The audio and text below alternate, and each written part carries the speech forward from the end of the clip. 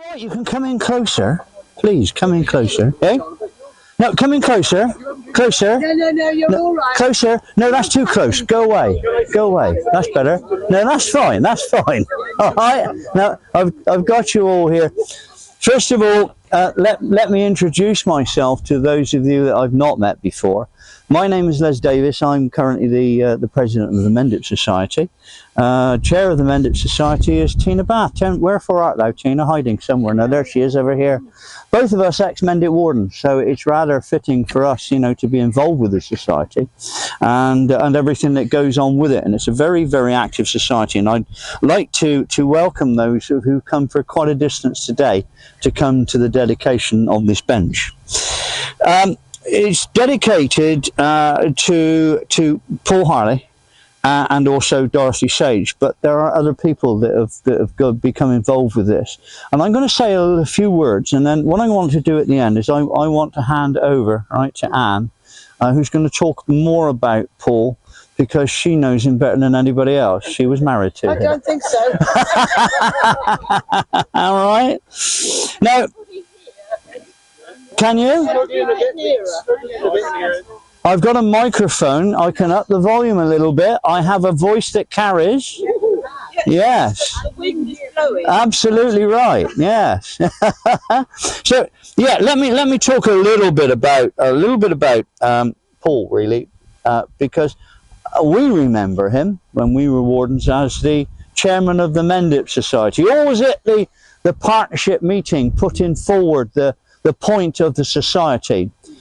He was an agricultural man. He was a son of the soil, and that actually earthed him out. People that are connected with the soil do earth out. Fingers on the ground, feet on the ground. It's very, very important. So Paul was a very important man. But I'm going to talk. Well, I'm going to let Anne talk more about him in later. Dorothy Sage loved this place and was a regular visitor to the reserve. And I think what it was, it's one of those things that we're all feeling it today. You stand here, you look at it and you think, wow, how good is this?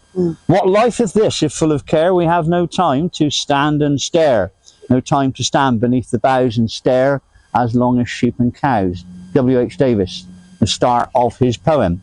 And I think that's what this reserve actually portrays to us. And I know that that when she died, it was her aunt and her friend, Janet Cuff, who donated money towards it. As always, there is a beginning, this nature reserve. And it really began with David Addison. He was the first reserve manager. He was then followed by Judith and David Tranter. And you can run, but you can't hide, I think is the motto that you must adopt, all right? Because Judith now is handing over on the role of secretary within the society, but it's very much that. There is another role. I am a great believer in tribal elders, and that the knowledge of the tribal elders should be held there. Whether anybody wants to take any notice of it is a different thing, all right? But that knowledge is there and should be made available. And unfortunately, David Addison, he died in 2011, and that was just before, I think, or just after, when David and Judith took over. But his legacy lives on. I think that's the important thing of it. One other person that I'd like to mention as well, a sad loss of John Chapman. John Chapman, society member. He was a man of many interests and many passions, and that included this society. The bench here, made by Somerset Recycling, is a fitting tribute to all those people who have gone before, who are here now, and will follow on afterwards. And I'd just like now to hand over to Anne to say a few more words about the man who was large in character and large in size.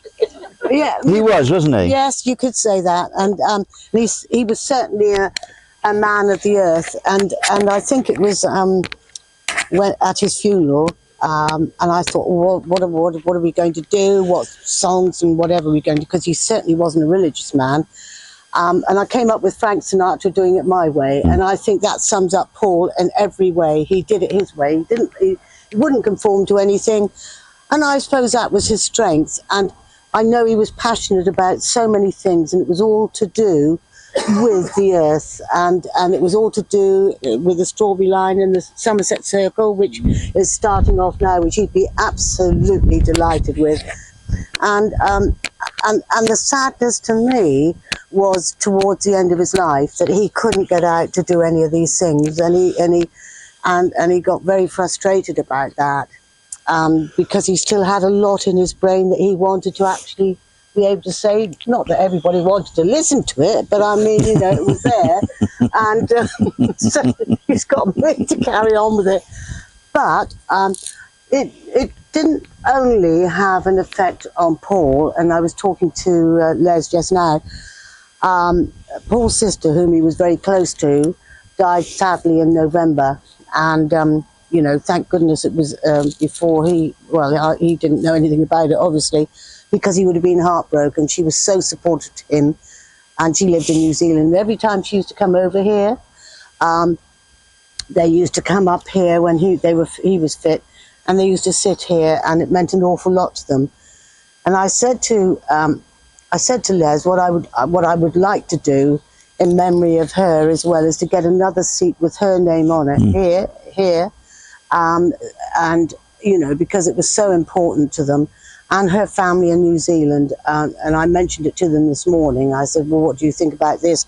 And they thought it was a wonderful idea. So that's something that I'm going to plan to do if everybody's happy with that. Because I think the way we're going, and I moved into Winscombe, well, with Paul, no, it can't be 60 years ago, about 50 odd years ago. And it was a different place than it is now. What we're seeing is the urban areas are spreading out into the rural areas, and we're going to lose so much if we're not careful. And we've got to keep our own little bit of paradise, haven't we? And we've got to encourage people to come along. And this is in memory of these very fine people here and the ones who are on the strawberry line. And we're doing that on the strawberry line, trying to make sure that we keep them as well. So I can tell you, ladies and gentlemen, it really does give me great pleasure to commemorate this to Paul, David and Pat Addison, and Dorothy Sage, and I'm sure all of us will get pleasure out of it. And I'm going to try and make sure that we get another seat with Paul's sister's name on it as well, because she was a really, really strong support to this society when she was over here. And thank you ever so much. It's been lovely, and it's a lovely day as well. Brilliant. You planned it well. I know.